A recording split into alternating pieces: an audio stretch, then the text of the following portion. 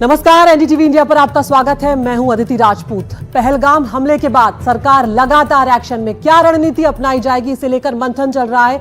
कल प्रधानमंत्री के आवास पर बेहद अहम बैठक हुई है, जिसमें प्रधानमंत्री ने सेना को कार्रवाई का तरीका, लक्ष्य और समय तय करने की पूरी आजादी दे दी है। तो बड़े फैसले की तैयारी जो है वो यहां पर आज नजर आ रही है और प्रधानमंत्री नरेंद्र मोदी की तरफ से अब खुली छूट एक तरह से यहां पर दे दी गई है सेना को कि वही तय करें कि लक्ष्य उनका क्या होगा, समय वो क्या रखेंगे, इस सब की पूरी आजादी दे दी गई है।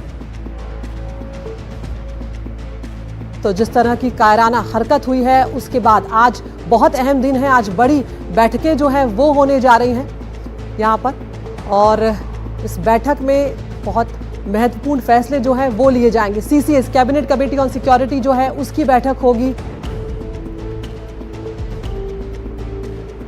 तो प्रधानमंत्री नरेंद्र मोदी की आज 4 बड़ी बैठकें जो हैं वो होने जा रही हैं। एक्शन मोड में है प्रधानमंत्री, बैठक पर बैठक ये इशारा कर रहा है कि कुछ बड़ा होने वाला है। बड़ा क्या होगा ये किसी को नहीं पता, लेकिन पाकिस्तान के नेताओं को इसका अंदेशा हो चुका है। पाकिस्तान के नेता कह रहे हैं कि अगले 36 घंटे पाकिस्तान के लिए बेहद अहम है और भारत हमले की तैयारी कर रहा है। कल प्रधानमंत्री मोदी ने तीनों सेनाओं के प्रमुखों के साथ एक अहम बैठक की है, जिसमें प्रधानमंत्री ने आतंकियों के खिलाफ कार्रवाई को लेकर सेना को खुली छूट दे दी है। वहीं उन्होंने अपने आवास पर मोहन भागवत से भी मुलाकात की। माना यह जा रहा है कि दोनों के बीच पहलगाम हमले को लेकर अहम चर्चा हुई है। तो आज बड़ी बैठकें होने जा रही हैं और सवाल यह है कि आज की बैठक में आखिर क्या होने वाला है, पाकिस्तान के खिलाफ और क्या एक्शन लिए जा सकते हैं। इस बीच पाकिस्तान ने लगातार 6ठे दिन सीज फायर का उल्लंघन किया है। अपनी हरकतों से पाकिस्तान बाज नहीं आ रहा है, लेकिन भारत ने भी इस सीज फायर के उल्लंघन का करारा जवाब दिया है। तो अब सरकार लगातार एक्शन में है और अब इंतजार इस बात का है कि क्या रणनीति जो है वो बनाई जाने वाली है, क्योंकि आज का दिन अब बेहद अहम होने जा रहा है। आज 4 बड़ी बैठकें होने जा रही हैं। क्या एजेंडा हो सकता है, इस पर हम चर्चा करेंगे। तस्वीरें भी आपको दिखा रहे हैं कि क्या क्या जो प्रधानमंत्री की बैठकों का एजेंडा हो सकता है। सीसीएट जो है, CCS cabinet committee on security, उसकी बैठक होने जा रही है। सैन्य और कूटनीतिक कार्रवाई का जो अगला कदम है वो इसी बैठक में तय किया जाएगा। उसके अलावा सीसीईए यानी कि cabinet committee on economic affairs की ये जो बैठक है ये भी बहुत ज़्यादा मायने रखती है। बड़े फैसलों के आर्थिक असर और संसाधनों पर इस बैठक में चर्चा की जाएगी। उसके अलावा सीसीपीए यानी कि cabinet committee on political affairs, राजनीतिक और राष्ट्रीय एकता को लेकर यहाँ पर ये इस पर चर्चा होगी और ये राजनीतिक आर्थिक मुद्दों की चर्चा करता है। केंद्र और राज्यों के बीच में सहमति के लिए भी सीसीपीए जो है उसकी भूमिका बहुत अहम यहाँ पर हो जाती है। इसके अलावा कैबिनेट की बैठक भी आज होने जा रही है, जिसमें सुरक्षा, आर्थिक, राजनीतिक फैसलों पर आपसी तालमेल बैठाने की कोशिश जो है वो सरकार की तरफ से की जाएगी। तो किस तरह से एक बयान और खौफ में पाकिस्तान नजर आ रहा है। भारत की आत्मा पर यह हमला किया गया है। प्रधानमंत्री नरेंद्र मोदी का वो बयान हमें याद है कि किस तरह से प्रधानमंत्री ने कहा था इनको मिट्टी में मिला देंगे। पीएम ने यह भी कहा था कि बची खुची जो जमीन है वो भी इनकी मिटा देंगे और उन्होंने सीधे तौर पर एक मंच से ये बात कही थी बिहार के, आपको याद होगा कि कल्पना से भी बड़ी सजा मिलेगी, क्योंकि जो कुछ इन आतंकवादियों ने पहलगाम में किया है उसे भुलाया नहीं जा सकता, उसे माफ नहीं किया जा सकता। प्रधानमंत्री ने यह भी कहा कि सजा मिलकर रहेगी और इनके आकाओं की कमर तोड़ देंगे।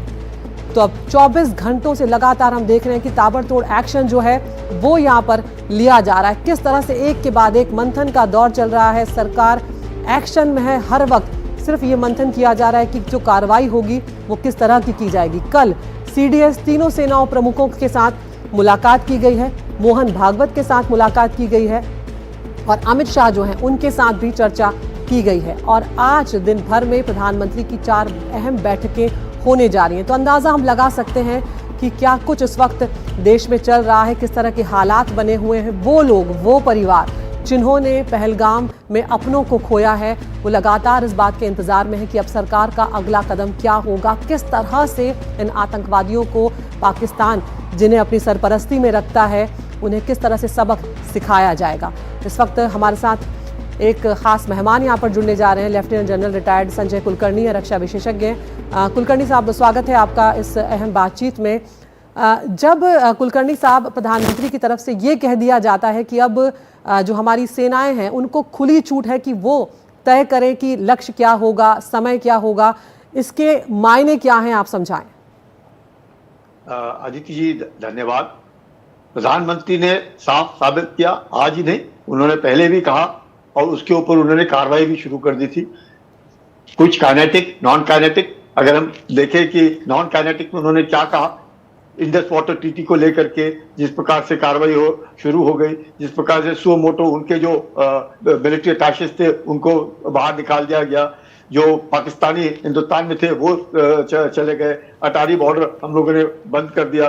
तो ये जो कार्रवाइयां हैं वो तो शुरू हो गई है, इसमें कोई शक नहीं है। उनका जो एक स्टाफ था उनके हाई कमीशन में 55 का, उसकी नफरी 30 कर दी गई। तो कार्रवाई तो शुरू हो गई है और पाकिस्तान में जबरदस्त हलचल, जबरदस्त हड़बड़ है। और जिस प्रकार से आप बता रहे हैं कि उन्हीं के मंत्री कह रहे हैं कि 36 घंटे के अंदर भारत कुछ करने वाला है, तो ये एक तरीके से दबाव पाकिस्तान के ऊपर जबरदस्त है। उसको देखते हैं और जिस प्रकार से प्रधानमंत्री ने कहा है, बार बार इस बात का आश्वासन दिया है कि ये जो आतंक है इसकी जड़ उखाड़नी है और आतंक के आका और आतंक जहां जहां पर भी भारत के बरखिलाफ है उसको बर्बाद किया जाएगा, उसको नष्ट किया जाएगा और ये दोबारा उठने नहीं चाहिए और काल्पनिक तरीके से उनके ऊपर प्रहार होगा। ये बहुत अहम बात आपने कही संजय जी कि किस तरह से इस बार जो जड़ से मिटाने वाली बात है वो बहुत ज्यादा मायने रखती है, जो प्रधानमंत्री के बयान में भी कहीं ना कहीं सीधे तौर पर नजर आई। हमारे साथ यहाँ पर संजय सोई साहब भी जुड़ गए हैं, मेजर जनरल रक्षा विशेषज्ञ हैं। संजय साहब, आपके पास में आऊंगी, लेकिन सबसे पहले मैं रुक करूंगी हमारे डिफेंस एडिटर राजीव रंजन का, जो इस वक्त प्रधानमंत्री आवास के बाहर ही मौजूद हैं। राजीव, कई अहम बैठकें आज होने जा रही हैं, मंथन का दौर है और जिस तरह से कल जो प्रधानमंत्री की अहम बैठक हुई, खुली छूट दी गई, उसके बाद माना जा रहा है कि अब रणनीति जो है वो तैयार हो चुकी है एक तरह से अगली कार्रवाई की। बिल्कुल सही कह रहे हैं कि बस उस पर अंतिम मुहर लगने जा रही है। 7 लोक कल्याण मार्ग, प्रधानमंत्री का आवास और यहाँ जो बैठक होने जा रही है अब से 1 घंटा बाद कैबिनेट की सुरक्षा मामलों की समिति, यानी सुरक्षा की जो मामलों की सबसे बड़ी समिति की बैठक होने जा रही है। और इससे पहले जो कल 1.5 घंटा जो बैठक चली है, तीनों चीफ, सीडीएस, एनएसए, रक्षा मंत्री और प्रधानमंत्री जब मिलते हैं तो ये आप समझ सकते हैं कि बहुत रेयर होता है कि तीनों चीफ एक साथ आते हैं, सीडीएस आते हैं, एनएसए आते हैं। और उसके बाद जो सरकार के सूत्रों के हवाले से जो बात निकल के आई कि प्रधानमंत्री ने मीटिंग में कहा कि आतंकवाद को जड़ से मिटाना है, समूल नाश करना है। हमें अपने सेना के प्रोफेशनल जो एटीट्यूड है उस पर पूरा भरोसा है। सेना को खुली छूट दी गई है कि वो समय तय करे, टारगेट तय करे, तरीका तय करे। यानी जो पहलगाम आतंकी हमले के गुनहगार हैं और उसके तार जहां से जुड़े हुए हैं उन पर सीधा हमला होना बिल्कुल तय। मानिए कब होगा, कैसे होगा, कौन से तरीके अख्तियार किए जाएंगे, इसके लिए सेना को खुली छूट दी गई। यानी सेना अपने हिसाब से तय करे। आपको याद रखना होगा जब जब सेना को खुली छूट दी गई है, 2016 को याद कीजिए, जब उड़ी में जो है सेना के कैंप पर आतंकियों ने हमला किया था, उसके तार पाकिस्तान से जुड़े हुए थे, तो भारतीय सेना ने सर्जिकल स्ट्राइक किया, यानी पाकिस्तान के घर में घुस के उसको मारा। उसके बाद 2019 में पुलवामा में सीआरपीएफ के बस पर आतंकी हमला होता है, उसके तार भी पाकिस्तान से जुड़े हुए थे। 40 हमारे सीआरपीएफ जवान शहीद होते हैं। भारतीय वायुसेना का जो फाइटर जो है मिराज जो है वो एलओसी क्रॉस करता है, जैसे मोहम्मद का जो आतंकी कैंप है बालाकोट को पूरी तरह से तबाह कर देता है। तो यानी जब जब जो सरकार ने सेना पर भरोसा जताया है, पाकिस्तान को वो दंड दिया है, वो प्रहार किया है जिसका वो दंश अभी तक झेल रहा है, लेकिन पाकिस्तान है कि मानने को तैयार नहीं होता है। लगातार 6 दिनों से आप एलओसी पर जो सीज फायर का उल्लंघन कर रहा है, अब तो इंटरनेशनल बॉर्डर पर भी करने लगा है। तो लगता है कि पाकिस्तान को एक बार फिर से वक्त आ गया है एक कड़ा संदेश देने का।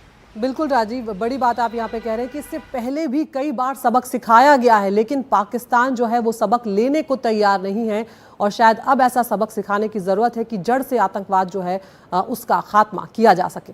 हमारे तमाम मेहमान भी हमारे साथ बने हुए हैं और ये भी हम यहाँ पर बताते चलते हैं कि किस तरह की जो कल अहम बैठक हुई है, उस बैठक में कौन कौन मौजूद था, ये आपको बताते हैं, जिससे उस बैठक की अहमियत आपको पता लगेगी। प्रधानमंत्री नरेंद्र मोदी की अध्यक्षता में ये बैठक हुई। रक्षा मंत्री राजनाथ सिंह जो है वो इसमें नजर आ रहे हैं, सीडीएस जनरल अनिल चौहान जो है वो नजर आ रहे हैं, उसके अलावा थल सेना प्रमुख जनरल उपेंद्र द्विवेदी वो यहाँ पर नजर आ रहे हैं। एनएसए अजीत डोभाल नजर आ रहे हैं, नौसेना प्रमुख एडमिरल डी के त्रिपाठी नजर आ रहे हैं और वायुसेना प्रमुख air chief marshal Amarpreet Singh, यानी कि तीनों सेनाओं के प्रमुख, सीडीएस और रक्षा मंत्री यहां पर थे। और यही वो बैठक है। इसी बैठक में प्रधानमंत्री ने सीधे तौर पर कहा है कि सेना को अब खुली छूट है कि आप अपना लक्ष्य तय करें कि आप कहां पर अटैक करना चाहते हैं, आप समय तय करें और जिस तरह जो भी आपकी रणनीति होगी उसकी आपको खुली छूट यहां पर दी जा रही है। तो इस तरह से अब जब ये सब बैठकें चल रही हैं तो पाकिस्तान में हलचल होना स्वाभाविक है। पाकिस्तान के भीतर डर जो है, खौफ जो है वो अब मंडराने लगा है और वो भी सीधे तौर पर नजर आ रहा है कि पाकिस्तान की स्थिति क्या है, हमले का डर जो है वो किस तरह से सता रहा है, क्या क्या उनकी तरफ से कहा जा रहा है। मरियम नवाज मुख्यमंत्री हैं जो पंजाब प्रांत की, वो यहां पर कह रही हैं कि घबराने की जरूरत नहीं, हमारे पास एटम बम है। इस तरह के बयान जो हैं वो पाकिस्तान के नेता देते हुए नजर आ रहे हैं। रक्षा मंत्री ख्वाजा आसिफ जो अपने बयानों के लिए जाने जाते हैं, एक तरह से खुद इन्होंने कबूल किया था कि ये अपनी जमीन से आतंकवाद को पाल रहे हैं। पाकिस्तान पूरी तरह हाई अलर्ट पर है। सूचना मंत्री कह रहे हैं अताउल्लाह तरार जो हैं कि 24 से 36 घंटे में भारत हमला करेगा। तो किस तरह से पाकिस्तान में एक भय, एक डर आ चुका है उनके भीतर, ये इन बयानों से सीधे तौर पर समझ आ रहा है। पाकिस्तान सरकार में पीएमओ की तरफ से कहा जा रहा है युद्ध छेड़ा तो पूरी ताकत से हम जवाब देंगे। तो वहीं पर ये सारे अंदाजे जो है वो लगा लिए जा रहे हैं कि हमारे पास एटम बम है, हम ये कर देंगे, हम वो कर देंगे। और ये बात कहीं ना कहीं सीधे तौर पर ये दिखाती है कि किस तरह का डर जो है वो पाकिस्तान के भीतर अब आ चुका है। तमाम मेहमानों का एक बार फिर से हम यहाँ पर रुख करेंगे। संजय सोई साहब, यहाँ पर हमने देखा था कि इससे पहले जब इस तरह की बैठकें हुई थी, अगर हम 2019 को याद करें, पुलवामा हमले के बाद cabinet committee on political affairs की जो बैठक हुई थी, पाकिस्तान को मोस्ट फेवर्ड नेशन का दर्जा हटा दिया गया था, वापस ले लिया था और फिर 26 फरवरी का वो दिन था जब बालाकोट एयर स्ट्राइक की गई थी। तो ये तमाम बैठकें बहुत ज़्यादा मायने रखेंगी जो आज होने जा रही हैं। नहीं, बिल्कुल अदिति जी, ऐसा है कि जैसा कि अभी राजीव जी ने बताया कि जब 1916 में उन्होंने उड़ी किया था तो तब उन्होंने सोचा नहीं था कि हम सर्जिकल करेंगे। उन्होंने सोचा था क्रिकेट मैच हम रोकेंगे, तब हमने सर्जिकल कर दिया। जब पुलवामा हुआ तब उन्होंने सोचा था मैक्सिमम सर्जिकल करेंगे, उसकी तैयारी करके बैठे थे, तब हमने एयर स्ट्राइक कर दी, बालाकोट कर दिया। और ये बात बड़ी जरूरी है। अब जो बार बार रिपीट हो रहे हैं उनको समझ में नहीं आ रहा है। तो जैसा प्रधानमंत्री जी ने कहा, जैसे भी आप कह रही थी कि ऐसे में जरूरी है कि इसका पक्का इलाज करना चाहिए, क्योंकि हम आए दिन अपने निर्दोष नागरिकों का खून इस तरह से बहते हुए नहीं देख सकते। तो ये जो 4-5 मीटिंग आपने बताई, सीसीएस की मीटिंग, सीसीई की मीटिंग, इकोनॉमिक अफेयर्स वाली, सीसीपीए की मीटिंग, देखिए यहाँ पर हर तरह का हमको ऑफेंसिव लॉन्च करना है। ऑफेंसिव शुरू हो चुके हैं, इंडस वाटर ट्रीटी, डिप्लोमेटिक, आम आदमियों का वीजा रद्द करना, और दुनिया से पूरा हमारा आज कांटेक्ट है, पूरी दुनिया आज हमारे साथ खड़ी है। साम दाम दंड भेद, इकोनॉमिक, डिप्लोमेटिक, फौज, हर तरह का आज हमको पाकिस्तान को एक तरह से हमले करने, तभी उसको समझ में आएगा। और जब मैं फौज की बात करता हूँ तो यहाँ पर जो खुली छूट देने वाली बात है, बिल्कुल यहाँ पर एक बड़ा टारगेट, जो स्ट्रेटेजिक टारगेट है या स्ट्रेटेजी, वो डिसाइड की गई होगी प्रधानमंत्री जी के द्वारा और बाकी सर्विस चीफ के द्वारा। बाद में एग्जीक्यूशन के लिए उन्होंने खुला हाथ दे दिया और ये मुझे बड़ी खुशी होती है जब इस तरह का खुला हाथ दिया जाता है कि कोई रिस्ट्रिक्शन नहीं है आप ये, लेकिन दायरा बता दिया जाता है जो सोच समझ के सारी बातों को मद्देनजर रखते हुए कि क्या इसके इम्प्लीकेशन है, किस तरह का हमको करना है, वो सब उस चीज़ों में मैं नहीं जाऊंगा। कई ऑप्शन हैं, लिमिटेड करें, ऑल आउट करें, पीओके में करें या फिर लॉन्च पैड पर करें, कई ऑप्शन हैं, लेकिन किस तरह से करेंगे वो फौज को प्लानिंग की खुली छूट दी गई है। और जब ये होता है तब एयरफोर्स, आर्मी, नेवी और फौज के अंदर भी अलग अलग धड़े हैं, टैंक हैं, तोप खाने हैं, एयर डिफेंस है, इन्फेंट्री है, इंजीनियर है, सिग्नल्स हैं, जो कम्युनिकेशन वाले हैं, लॉजिस्टिक्स हैं, जो सामान पहुंचाना है, अम्यूनिशन पहुंचाने, ये सब चीज़ों को पूरा कोऑर्डिनेट किया जाता है। हालांकि हमारे प्लान रेडी होते हैं आदित्य जी, लेकिन एक जरूरी होता है कि लास्ट मिनट में उनको मॉडिफाई किया जाए, चेंज किया जाए। आज जो पाकिस्तान जिसकी उम्मीद कर रहा है हम वहाँ ना करें, कहीं और करें, क्योंकि हम एक टैक्टिक्स का तरीका ये होता है, जहाँ दुश्मन उम्मीद कर रहा है वहाँ ना करेंगे, हम कहीं और करेंगे। वो हमारी मर्जी है, हमारा समय है। प्रधानमंत्री ने साफ कह दिया, समय आप चुने, जगह आप चुने, फोर्स लेवल आप चुने।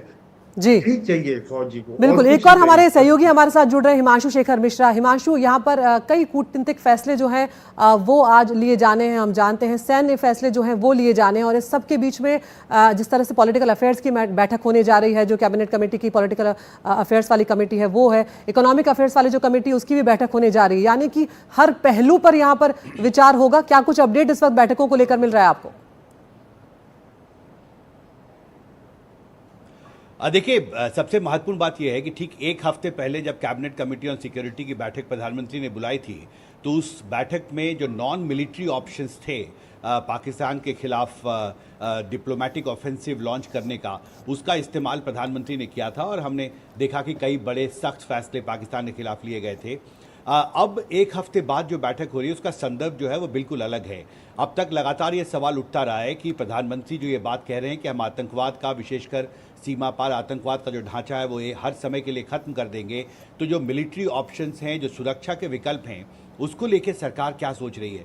और इस दिशा में मुझे लगता है पिछले एक हफ्ते में सबसे महत्वपूर्ण बैठक कल शाम को हुई है, और आज जब कैबिनेट कमेटी ऑन सिक्योरिटी की बैठक होगी तो कल जो बातें सुरक्षा एजेंसियों के बड़े अधिकारियों की तरफ से सरकार के सामने रखा गया है, उन विकल्पों को कैबिनेट कमेटी ऑन सिक्योरिटी के सामने रखा जाएगा, जो हाईएस्ट डिसीजन मेकिंग बॉडी है। देखिए, ये समझना बहुत ज़रूरी है कि सुरक्षा मामलों की जो कैबिनेट कमेटी है वो देश में सबसे महत्वपूर्ण कमेटी है, हाईएस्ट डिसीजन मेकिंग बॉडी है, और कोई भी बड़ा फैसला जो है उसमें सीसीएस की अनुमति बहुत ज़रूरी होती है। तो आज जो वरिष्ठ कैबिनेट मंत्री हैं, विदेश मंत्री, रक्षा मंत्री, वित्त मंत्री, वो इस बैठक में मौजूद होंगे, गृह मंत्री, और उनको ब्रीफ किया जाएगा कि कल जो बैठक हुई है उसमें क्या सिक्योरिटी फोर्सेस की तरफ से इस बैठक में सरकार के सामने विकल्प रखा गया है, और उसके बाद सबकी सहमति से एक बड़ा फैसला प्रधानमंत्री करेंगे।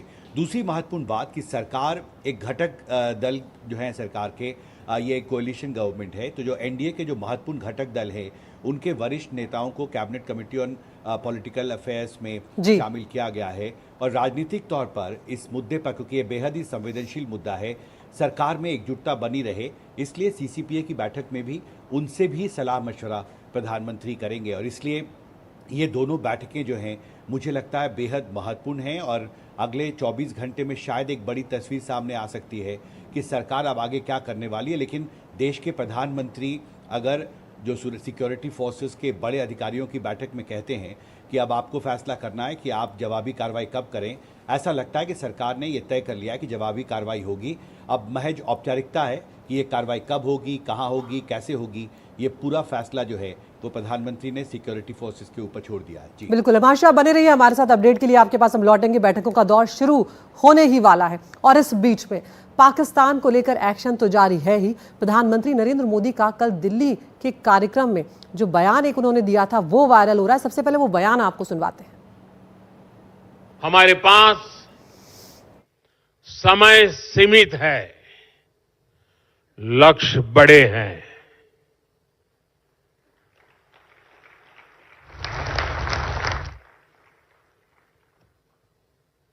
ये मैं वर्तमान स्थिति के लिए नहीं कह रहा हूं।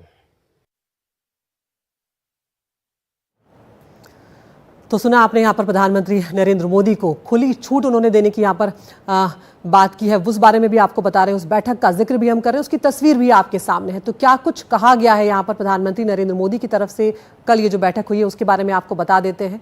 प्रधानमंत्री ने कहा है टारगेट तय करें, तरीका भी आप तय करें और जगह भी आप तय करें, इसी को खुली छूट कहा जाता है। यानी कि लक्ष्य भी आप तय करेंगे, किस तरीके से आप हमला करेंगे, कौन सा वो तरीका होगा जिसको आप अपनाएंगे जब आप अपनी अगली रणनीति पर जाएंगे, और जगह कौन सी होगी ये भी आप तय करेंगे। फैसले करने की आज़ादी यहाँ पर पूरी तरफ से प्रधानमंत्री ने दे दी है कि आपको समय आप चुन लें कि आपको कौन सा वक्त आपको ठीक लगता है, और ज़रूरी एक्शन उसके हिसाब से ले लिया जाए। तो ये तमाम बातें प्रधानमंत्री की तरफ से कह दी गई है, और इसीलिए ये जो आज की बैठकें हैं ये बहुत अहम होंगी। जिस तरह से हिमांशु बता रहे थे कि अपने सहयोगियों को भी यहाँ पर जो एनडीए के घटक दल हैं उनको भी पॉलिटिकल अफेयर्स वाली जो बैठक है उसमें बुलाया गया है, उनको भी सलाह यहाँ पर दी जाएगी, उनको भी यहाँ पर बताया जाएगा, उनसे सलाह मशवरा किया जाएगा कि क्या कुछ अगला फैसला होने वाला है। हमारे सहयोगी, हमारे मेहमान लगातार यहाँ पर हमारे साथ बने हुए हैं। संजय सोई साहब, यहाँ पर जिस तरह से ये बात की जा रही थी, प्रधानमंत्री का बयान भी आपने सुना,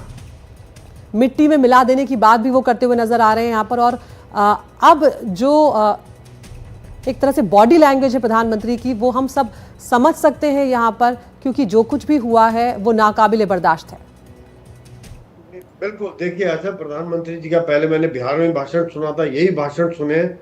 कोई भी जब एक पूरे देश को रिप्रेजेंट कर रहा है, नेचुरली उसको गुस्सा आएगा, खून खौलता है कि किस प्रकार से हमारे एक आम टूरिस्ट जो कश्मीर में गए हैं और कश्मीरी जो कि वहां पर एक तरह से हमारे साथ खड़े हुए हैं, उनके ऊपर चोट पहुंचा रहे हैं। ये बार बार एक्सेप्ट नहीं किया जा सकता है। मैं यहाँ पर जो समझ सकता हूँ, क्योंकि हम सब में ये बात गुजर रही है, यही बात आज प्रधानमंत्री जी कह रहे हैं, आज पूरे भारतवासी के देश में बात गुजर रही है। और यही कारण है कि आज अगर ये इस तरह के फैसले लेने हैं तो बड़ा जरूरी है कि उसको खत्म किया जाए। इस जो बुराई है ना, जो कई बार कहते हैं कि इस बुराई को जड़ से निकाल के फेंक दिया जाए, इसका इलाज है।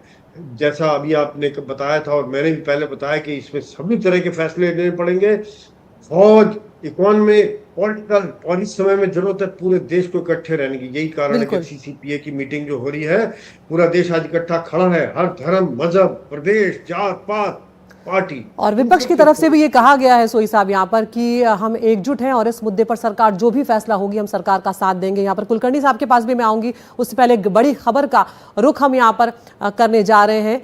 पहलगाम आतंकी हमले में एक और बड़ा खुलासा यहाँ पर हुआ। एनआईए इस पूरे मामले की जांच कर रही है और एनआईए सूत्रों के मुताबिक एक नया नाम यहाँ पर सामने आया है। हमले में आतंकी फारूक अहमद का नाम सामने आया है। एनआईए सूत्रों के हवाले से खबर आ रही है, फारूक ने ओवरग्राउंड वर्करों का नेटवर्क जो है वो यहाँ पर तैयार किया था, क्योंकि इस हमले में ओवरग्राउंड वर्कर जो थे उनका इस्तेमाल किया गया है, ये बात साफ हो चुकी है।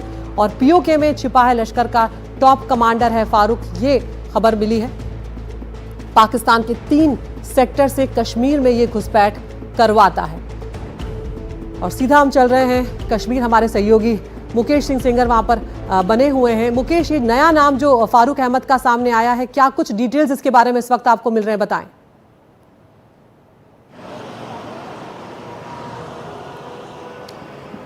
देखिए, एनआई की जांच में कई खुलासे हो रहे हैं और हमें सूत्रों से जानकारी ये मिली है कि इस हमले के पीछे फारूक अहमद नाम के शख्स का नाम आया है। फारूक अहमद कुपवाड़ा का रहने वाला है और 1990 से लेकर 2016 तक वो पाकिस्तान से आता जाता रहा है। कई बार उसने एलओसी पार किया है।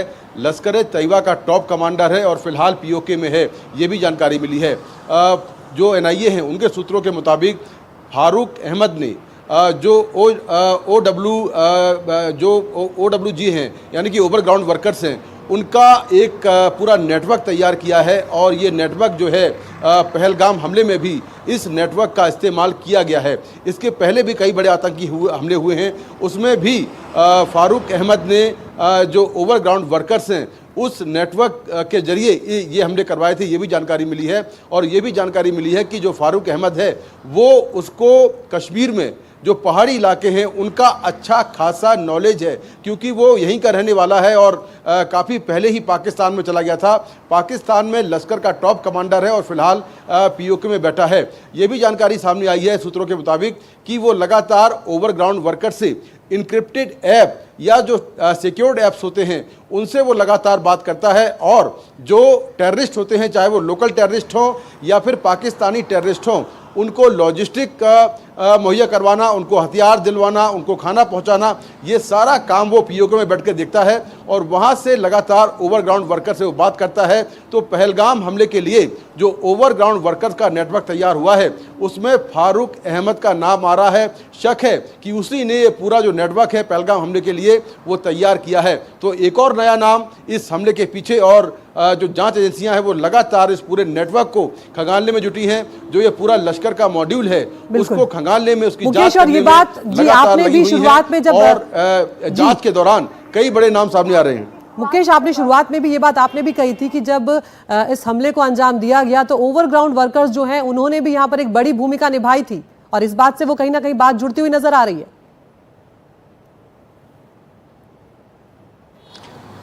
देखिए, बिल्कुल ये तो तय है, क्योंकि जो हमले में शामिल लोग हैं, जो 3 लोगों के पोस्टर जारी हुए हैं उनमें 2 पाकिस्तानी हैं और एक जो है वो अनंतनाग का रहने वाला है। तो कहीं ना कहीं ये बात तो साफ है कि overground workers, local sleeper cells कुछ लोकल लोग इस हमले में शामिल हैं, जिनकी तलाश की जा रही है। एनआईए के साथ साथ जेएंडके पुलिस लगातार तमाम इलाकों में सर्च ऑपरेशन कर रही है, न सिर्फ जंगलों में बल्कि जो शहर के इलाके हैं, गांव के इलाके हैं, वहां पर भी लगातार लोकल इंटेलिजेंस को डेवलप किया जा रहा है, जिससे कि इन ओवरग्राउंड वर्कर्स के बारे में जानकारी मिल पाए। वहीं जो एनआईए है वो करीब 150 से 200 लोगों से पूछताछ कर रही है, और ये वो लोग हैं जो पहलगाम में या तो फोटोग्राफर हैं, खच्चर वाले हैं, घोड़े वाले हैं, लोकल होटल वाले हैं, या और जो स्थानीय निवासी हैं उससे पूछताछ कर रही है, जिससे कि इन ओवरग्राउंड वर्कर्स के बारे में जानकारी मिल पाए और जो आतंकी हैं उन तक पहुंचने में कोई ठोस लीड मिले। तो इसीलिए तमाम जो जांच के एंगल हैं, तमाम जांच के पहलू हैं, वो देखे जा रहे हैं और हर तरफ से शिकंजा कसा जा रहा है। एक तरफ सुरक्षा बल तमाम इलाकों में सर्च ऑपरेशन कर रहे हैं,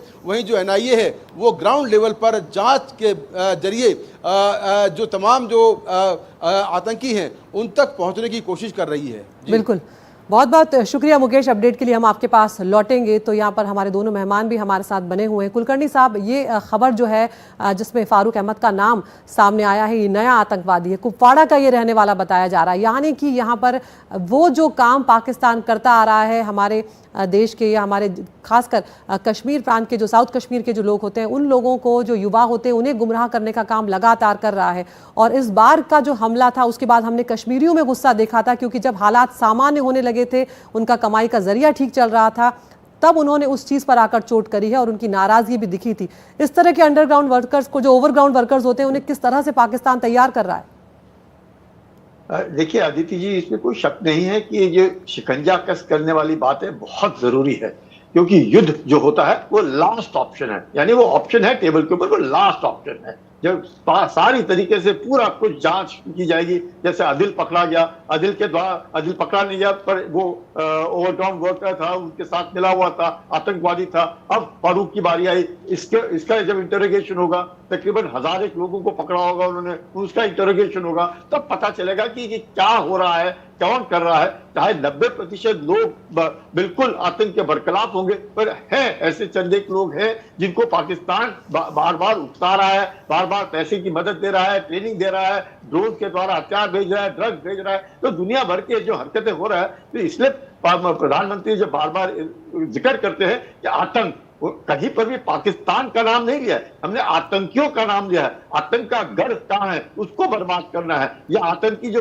हिंदुस्तान में है, ओवरग्राउंड वर्कर्स है, स्लीपर सेल्स है, उनको बर्बाद करना है। ये जो पूरा नेटवर्क है उसको बर्बाद करना है। तो उसके लिए ये जो बाकी सारे ऑप्शंस देखे जाते हैं कि फौज अपनी तैयारी कर रही है, इकोनॉमिक अफेयर्स, अब क्या क्या खर्चा किधर कैसे होगा, कौन करेगा, किसके साथ होगा, रोड फेस कौन देगा, कहां से कितना पेट्रोल चाहिए, कितना डीजल चाहिए, कितना खाना, कितना रेलवे, जो भी है, मतलब सब ने अपने अपने तरीके से। और एक हफ्ते पहले सीसीएस मीटिंग हुई, आज एक हफ्ते के बाद दूसरी सीसीएस मीटिंग हुई है। इस एक हफ्ते के अंदर काफी कुछ डिस्कशन हुए होंगे, काफी कुछ सब लोगों ने अपने अपने तरीके के दिमाग में प्लान बना रखे होंगे, वो प्रधानमंत्री से डिस्कस करते हैं। वहां पर अपने एनए से बैठे हैं, होम मिनिस्टर है, डिफेंस मिनिस्टर है, फॉरेन मिनिस्टर है, अपनी होम सेक्रेटरी है, कैबिनेट सेक्रेटरी, सब के सब मिल करके, क्योंकि जैसे कहा जाता है युद्ध, war is the last option, वो ऑप्शन इस्तेमाल किया जाएगा, वो एक तैयारी है।